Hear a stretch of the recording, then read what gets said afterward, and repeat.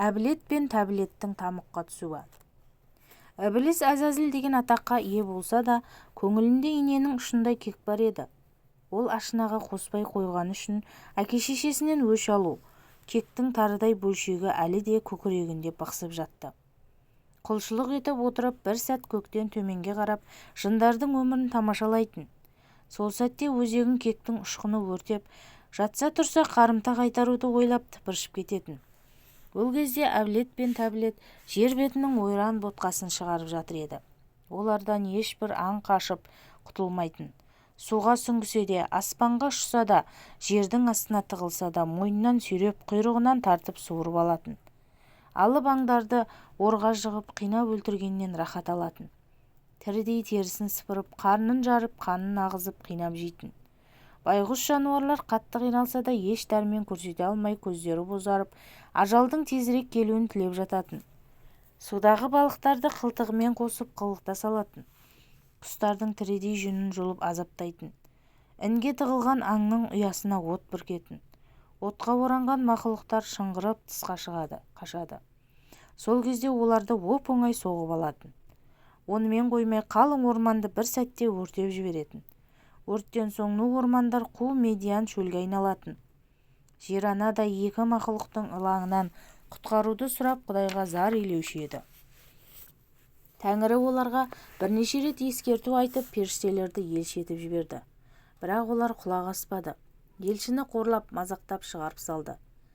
Бір күні Әзәзіл Алланың дәргейіне келіп дат айтты. Уа Тәңірім, менің туыстарым жер бетінің ылаңын шығарды.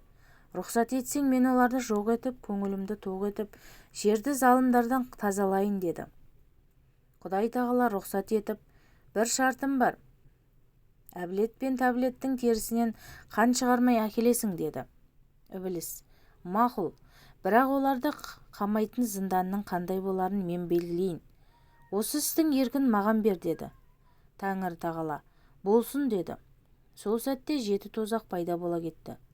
Ібіліс тозақтың ішін адам төзбес ауыр азаппен толтырды. Кез келген тіршілік иесін асқан айуандықпен қинап, қорлайтын әдіспен амалдар ойлап тапты.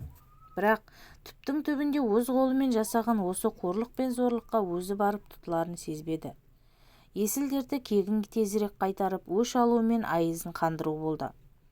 Біреуге орғазба өзің түсесің деген тәлім осы кезде пайда болыпты. Әзәзіл періштелерден қалың әскер түзеп жорыққа аттанды. Жерге түсемін дегенше кеудесіндегі ескі кектің шоғы лапылдап отқа айналды. Ол әке-шешесімен 7 күн бойы айқасып, әрең дегенде оларды торға түсірді.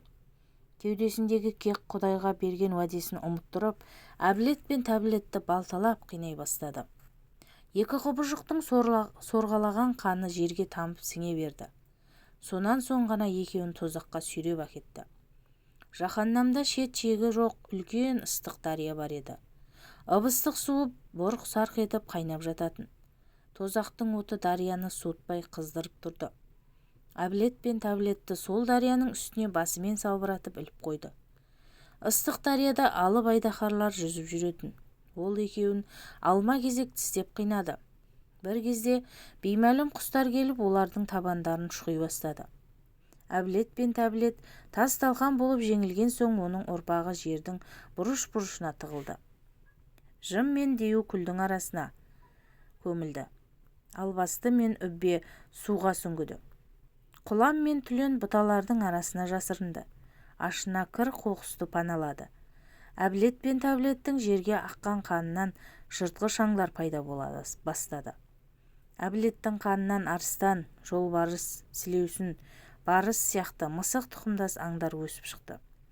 Тәбілеттің қанынан қасқыр, қорқау, аю, шүйбөрі, түлкі сияқты ит тұқымдас аңдар тарады. Олар қанға сіңген әдетімен аңның етін жейтін болды. Екі құбыжықтың түкірігінен жер астын мекендейтін құрт, шаян, қарақұрттар өріп шықты. Тәбілеттің қанының бір тамшысы суға тамып кетіп еді, одан жыртқыш балықтар легі пайда болды. Әбілеттің қанатынан қан тамып еді, одан жыртқыш құстар ұшып шықты. Қаны шашыраған жерден тікенек шөптер өсіп кетті.